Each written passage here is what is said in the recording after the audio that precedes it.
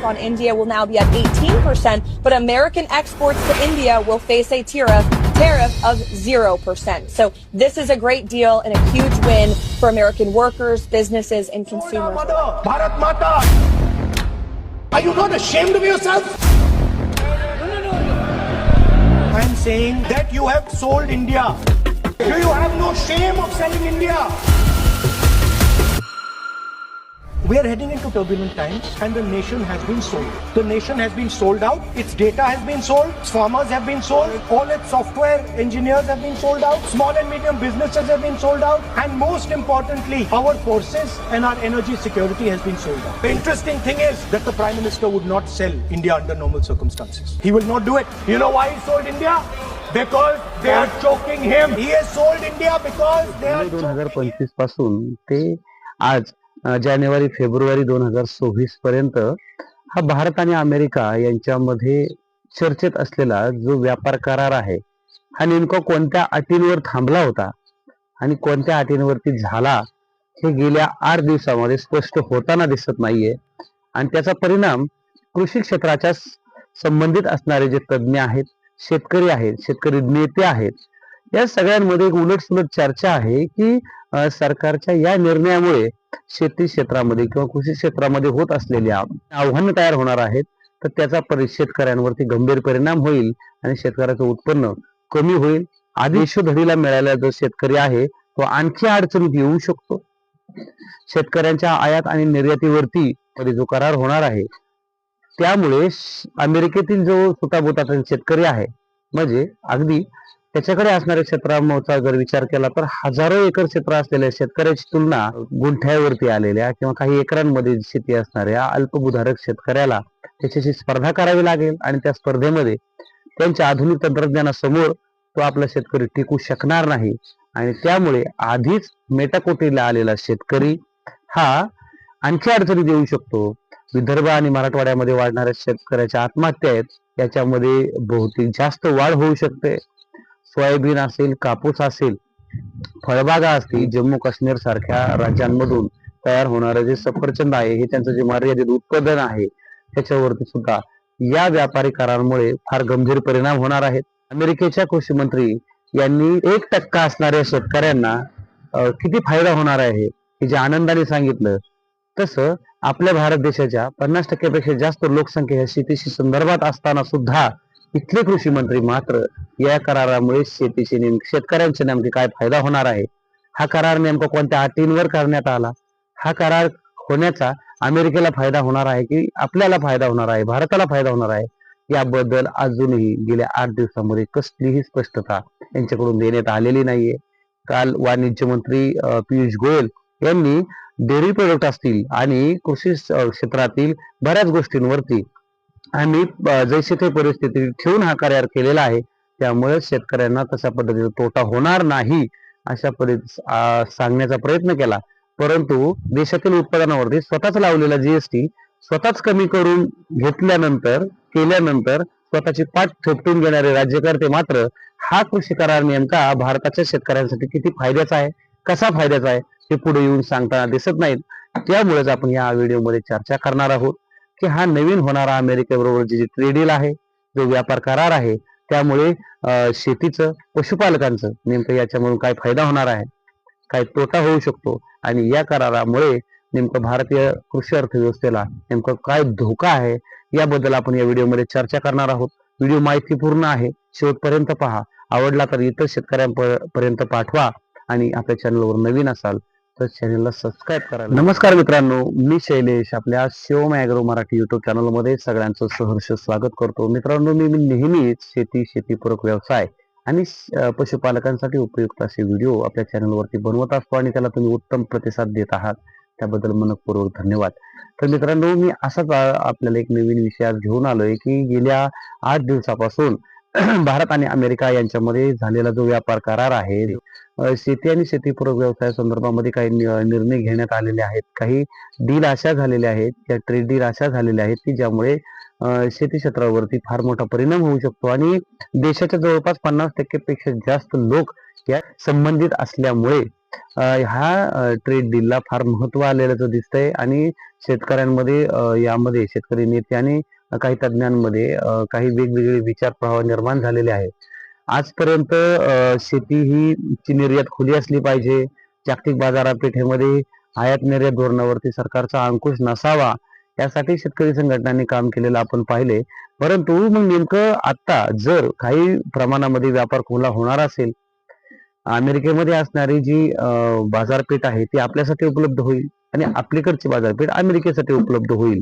मग अशा परिस्थितीमध्ये नेमका आपल्या शेतकऱ्यांना त्याचा परिणाम काय होऊ शकतो? अमेरिकेमध्ये ज्या प्रमाणामध्ये आधुनिक तंत्रज्ञान वापरलं जात आहे, हजारो एकराचे पट्टे असल्यामुळे तिथं ज्या गोष्टी जास्तीत जास्त प्रमाणामध्ये तंत्रज्ञानासाठी पोषक आहेत, परंतु आपल्या भारतीय शेतकऱ्यांच्या समस्या काही वेगळ्या असताना आपण पाहतोय की तुकडेबंदी असेल किंवा कमी प्रमाणात असलेलं क्षेत्र असेल, त्यामुळं आधुनिक तंत्रज्ञान वापरण्यासाठी किंवा भांडवली गुंतवणूक करण्यासाठी त्याला काही मर्यादा येताना दिसत आहेत.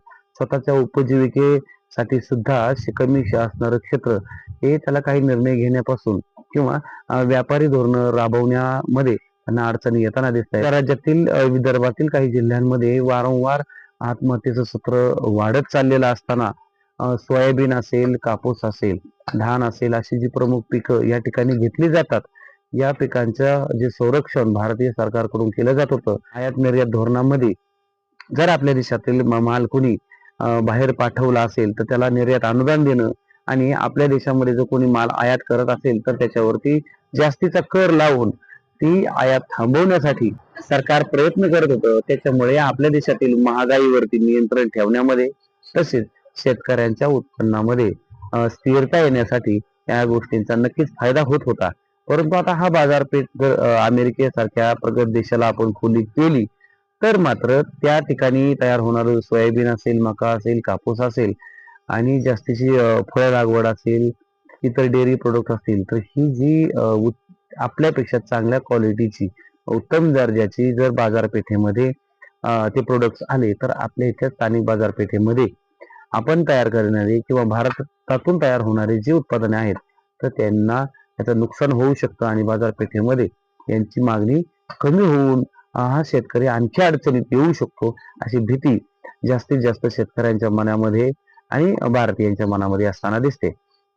की हा जर करार शेतकऱ्यांच्या फायद्यासाठी झाला असेल किंवा देशातील शेतकऱ्यांच्या फायद्यासाठी झाला असेल तर सरकारकडून काही लोकांनी पुढे येऊन, प्रतिनिधींनी पुढे येऊन याची स्पष्टता देणं फार गरजेचं होतं. त्यामुळे ही संभ्रम अवस्था आता आपल्याला जास्त प्रमाणामध्ये वाढताना दिसते. प्रत्येक देश हा स्वयंपूर्ण नसतो, त्यामुळे त्यांना काही ज्या गोष्टी आपल्याकडे तयार होत नाही त्याची आयात करावी लागते आणि आपल्याकडे ज्या जास्तीच्या वस्तू तयार होतात ज्याला जगामध्ये मागणी आहे तो देश त्या गोष्टी निर्यात करत असतो. असं आयात आणि निर्यात धोरण हे प्रत्येक देशाचं एकमेकांशी एक कराराद्वारे केलं जातं. भारत आणि अमेरिकेमध्ये सुद्धा अशाच पद्धतीचा एक नवीन करार करण्यात आला. त्याच्यामध्ये आयात शुल्कावरती चर्चा झाली.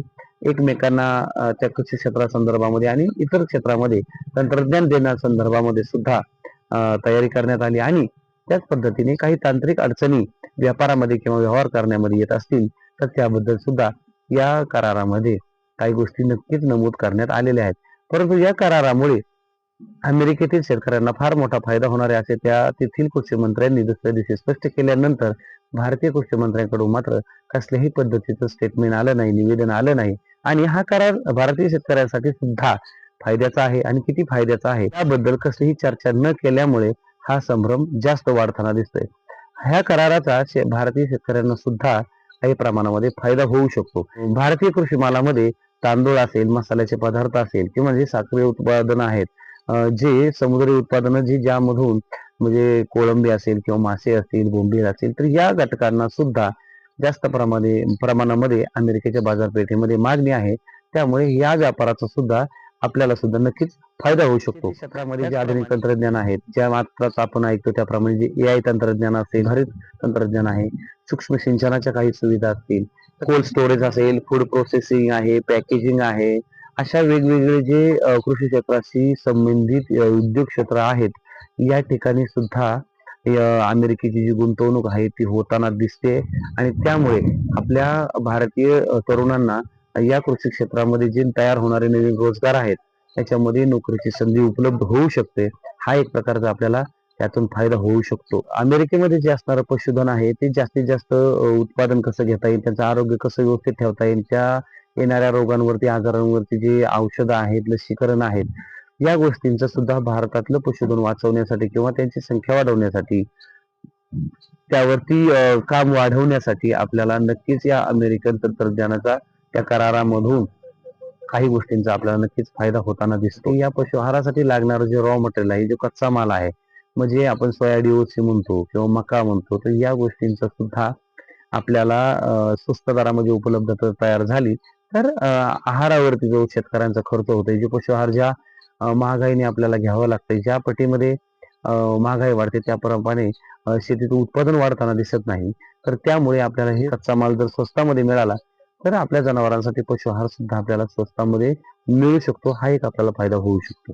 तर मित्रांनो, हे झाले थोडक्यात फायदे, परंतु या करारामुळे भयंकर मोठे धोके संभवत आहेत. हे फायदे थोडेफार प्रमाणामध्ये आहेत, परंतु तोटे मात्र प्रत्येक पदोपदी आपल्याला, किंवा धोके मात्र आपल्याला प्रत्येक पदोपदी या करारामुळे आपल्याला होताना दिसतील.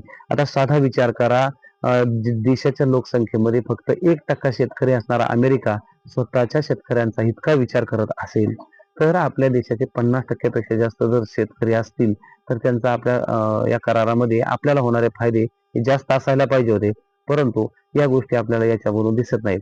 जर अमेरिका त्याच्या त्या वस्तू आपल्याकडे 0% आपल्याकडे बाजारपेठेमध्ये उपलब्ध करणार असेल, तर भारतीय लोकांनी सुद्धा त्यांची उत्पादनं अमेरिकेच्या बाजारपेठेमध्ये 0% दरानेच त्यांना उपलब्धता मिळायला पाहिजे होती, परंतु तसं नाहीये.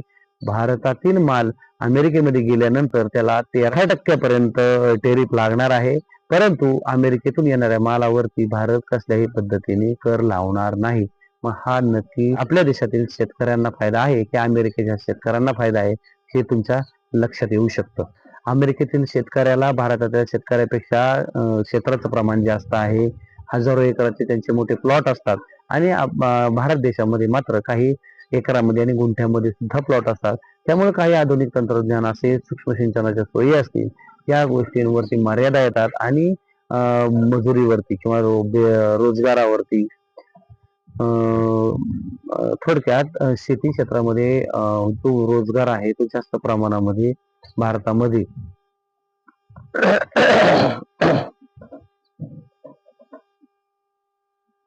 आणि एवढ्या गोष्टी असून सुद्धा अमेरिकेतील शेतकऱ्यांना नैसर्गिक संकटामध्ये होणार सरकारकडून असणारी मदत ही भरपूर प्रमाणामध्ये असते.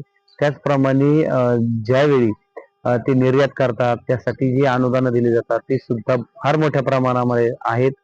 शेतकऱ्यांना केली जाणारी मदत ही अगदी काही लाखांपासून करोडोमध्ये आहे आणि आपल्या देशामध्ये शेतकऱ्यांना मदत वार्षिक 6,000पर्यंत शेतकऱ्यांना मदत दिली जाते. अशा पद्धतीने भारत आणि अमेरिकेतील शेतकऱ्यांना घराकडून करून येणाऱ्या मदतीमध्ये ती मोठी तफावत असेल, त्यांना दिले जाणाऱ्या तंत्रज्ञानामध्ये फार एवढी मोठी तफावत असेल, त्यांच्याकडून दिले जाणारे जे संरक्षण आहे, विम्याचं संरक्षण अमेरिकेमध्ये फार चांगल्या प्रमाणामध्ये आहे, त्या तुलनेमध्ये आपल्याकडे त्या विमा संरक्षणाचा कवच आहे किंवा नाही ही सुद्धा शंका आहे. अशी परिस्थिती असताना सोयाबीन असेल, कापूस असेल, धान असेल, या कोरडवाहू पिकांवरती स्वतःला कसं तरी जीवन जगत असलेला भारतीय शेतकरी मात्र आता या अमेरिकेतील सुट्टाबोटातील शेतकऱ्याची स्पर्धा कसा करू शकतो, हा एक संशोधनाचाच विषय आपल्या समोर येऊन ठेपलेला आहे. सध्या भारतीय शेतीमध्ये होणारा उत्पादन खर्च हा उत्तर वाढत चाललाय. गेली 10 वर्षांमध्ये कापूस, सोयाबीन यांचे जे भाव अजिबात स्थिर नाहीत, हे शेतकऱ्यांना फायदा होताना दिसत नाहीये. आणि अशा परिस्थितीमध्ये जर अमेरिकेतील कापूस, मका आणि सोयाबीन ही जर भारतामध्ये आयात झाली तर मात्र हा शेतकरी इतर देशोधडीला लागल्याशिवाय राहणार नाही, अशी बऱ्याच शेतकऱ्यांना भीती शेतकऱ्यांमध्ये व्यक्त होताना दिसत. आपल्या भारतीय शेतकऱ्यांना संरक्षण देण्याकरता भारतातील जी उत्पादनं आहेत त्याच पद्धतीची उत्पादन जर इतर देशांकडून आयात होत असतील तर आपला देश जवळपास 30% पासून 150% पर्यंत त्याला टॅक्स लावत होता, कर लावत होता. आणि या आयात शुल्क वाढवल्यामुळे आपल्या स्थानिक बाजारपेठेमध्ये आपलेच माल जास्तीत जास्त कसा खपेल आणि त्याचे बाजार कसे स्थिर राहतील, शेतकऱ्यालाही परवडेल आणि ग्राहकांनाही परवडेल अशा दरामध्ये आपल्याला नियंत्रण कसं ठेवता येईल, यावरती सरकार आजपर्यंत सरकारने काम केलं गेल्या 70 वर्षामध्ये. यामध्ये सगळ्यावरती नियंत्रण ठेवल्यामुळे शेतकरी आणि ग्राहक या दोघांमध्ये आपल्याला दोघांनाही न्याय देता येत होता. परंतु या करारानंतर आता आपल्या देशामध्ये येणारा माल जर 0% आयात शुल्कावरती आपल्याला घ्यायचा असेल, आपल्याला त्यातून कसलाही आयात शुल्क लावण्याचा अधिकार आपल्याला जर नसेल, तर यातून नक्कीच आपल्या शेतकऱ्यांचं नुकसान होईल आणि सरकारचं जे नियंत्रण होतं आयात निर्यात धोरणांवरती, हे नियंत्रण राहताना दिसणार नाही आणि हे शेतकरी मालाचे जे भाव पडणार आहेत त्याला सामोरं जाणं ही शेतकऱ्यांची अपरिहार्यता राहील. या करारामध्ये सगळ्यात मोठी अडचण आणखी एक अशी आहे की या कराराच्या अंतर्गत भारताला अमेरिकेकडून पुढील 5 वर्षामध्ये जवळपास $500 अब्ज पर्यंतची खरेदी करायची आहे. म्हणजे कोणत्याही क्षेत्रातली असू शकते. भारतीय रुपयांमध्ये जर विचार केला तर जवळपास 50,000 कोटी रुपयांची खरेदी अमेरिकेकडून भारताला करायची असेल पुढील 5 वर्षामध्ये. ही जर बंधन आपल्यावर असेल तर अमेरिकेवरती कसल्याही प्रकारचं बंधन का नाही? जर अमेरिकेतून आपल्याला 5 वर्षामधून 50,000 कोटी रुपयांची खरेदी करणं जर तुम्ही या करारामध्ये मान्य करत असाल तर अमेरिकेने आपली नेमकी कोणती गोष्ट मान्य केलेली आहे की ज्यामुळे आपल्याला हा करार करणं भाग पडलं? मागच्या जुलै पासून 2025 पासून हा थांबलेला करार हा अगदी जानेवारी ते फेब्रुवारी मध्ये आल्यानंतर नेमका कोणत्या गोष्टीमुळे आपण पूर्ण केला? हा करार आपण नेमकं करण्यासाठी का सहमती दर्शवली? याचं उत्तर मात्र सरकारकडून कोणी देताना दिसत नाही. जर या कराराचे आपल्याला नक्कीच फायदे होणार असतील तर ते समोर येऊन सांगायला काही हरकत नाही. जर शेतकऱ्यांमधला संभ्रम दूर झाला तो नक्कीच सोयाबीन असेल, कापूस असेल, मका असेल, फळबागा असेल, भाजीपाला असेल, काही सेंद्रिय उत्पादन असतील, तर या सगळ्यांचा जर विचार केला तर आपल्या देशात होणारं जे सफरचंद आहे, द्राक्ष आहे, केळी आहे, या फळबागाच्या प्रचंड नुकसान होणार आहे. हा शेतकरी देशोधडीला मिळणार आहे. जिरायत पट्ट्यामधला सोयाबीन, कापूस, मका उत्पादन करणारा शेतकरी अडचणीत येणार आहे. डेअरी प्रोडक्ट जर आपण अमेरिकेतून आयात करायला सुरुवात केली तर चीज असेल, बटर असेल, दूध पावडर असेल, हे जे बाय प्रोडक्ट आहेत तर याचे सुद्धा बाजार कमी होतील आणि त्याच तुलनेमध्ये आपल्याकडे तयार होणारं जे दूध आहे त्याचे सुद्धा दर आपल्याला पुन्हा एकदा गडगडताना शेती उत्पादनं आहेत ते जेनेटिकली मॉडिफाईड केलेले आहेत. तर ही जी उत्पादने आहेत ही जर भारतामध्ये जर आणली गेली तर आपल्या स्थानिक बाजारपेठेमध्ये जी सेंद्रिय उत्पादनं तयार होत आहेत आपल्याला जास्त खर्च करून कमी उत्पादन मिळते अशी जी उत्पादनं आहेत तर ते यांच्याशी स्पर्धा करू शकणार नाही. तर मित्रांनो, या व्हिडिओ मधून मी एकच शेतकऱ्यांना सुचवतो की आपण या करारामधून आपल्याला जरी तोटे संभवत असले तरी हा करार ज्यावेळेस प्रत्यक्षात मध्ये व्यापार सुरू होईल यामध्ये आपल्याला लक्षात येईल की नेमकी याच्यातून आपल्याला फायदा होईल का तोटा होईल. ह्या गोष्टी आपण संभाव्य तोट्याबद्दलची चर्चा केलेली आहे किंवा संभाव्य फायद्यावरती आपण चर्चा केलेली आहे. आता नेमकं काय होऊ शकतं याबद्दल आपण अंदाज बांधल्यानंतर एकच गोष्ट लक्षात येते की जर आपल्या शेतकऱ्यांना गेली 60-70 वर्षापासून हे आयात निर्यात धोरणावरती सरकार अंकुश ठेवून होतं, आपल्या शेतकऱ्यांना संरक्षण देत होतं, हे संरक्षण आताच्या सरकारने म्हणजे मोदी सरकारने नेमकं का फेकून दिलं? शेतकऱ्यांना उघडं पाडण्यासाठी पाडणारा हा जो करार होत असेल तर ह्या कराराची मागची नेमकी कोणती कारणं आहेत? हे करार हा आपल्या अमेरिकेने जर आपल्यावर लादला असेल तर ते कोणत्या कारणांमुळे आपल्यावरती लादलाय आणि तो आपण का स्वीकारलाय? या प्रश्नांची उत्तर शेतकऱ्यांना मिळणं गरजेचे आहे. आणि देशातील वेगवेगळ्या पातळीवरचा लहानात लहान शेतकऱ्यापासून मोठ्यात मोठा शेतकरी हा जर अडचणीत येणार असेल, देशातल्या 50% पेक्षा जास्त लोक या शेती क्षेत्राशी निगडीत असताना सुद्धा त्याचा विचार न करता हा करार केला गेला असेल तर या कराराची करण्याची कारणं ही नक्की महत्वाची असतील. देशाच्या जीडीपी मध्ये जवळपास 18% जास्त कृषी क्षेत्राचा वाटा असताना आपल्या देशातील कृषी क्षेत्रावरती अन्यायकारक ठरेल असा करार करण्यामागं नेमकी कोणती राजकीय कारणं होती, काही वैयक्तिक कारणं होती का, आणि काही देश पातळीवरती परराष्ट्रीय धोरणातील कारणं असतील तर याची चर्चा नक्कीच व्हायला हवी. जर हा व्हिडिओ तुम्हाला माहितीपूर्ण वाटला असेल इतर शेतकऱ्यांपर्यंत पाठवा. आवडला असेल तर लाईक करा आणि असेच नवीन नवीन व्हिडिओ पाहण्यासाठी आपल्या चॅनलला सबस्क्राईब करायला विसरू नका. माहिती शेवटपर्यंत पाहिल्याबद्दल मनपूर्वक धन्यवाद. जय जवान, जय किसान.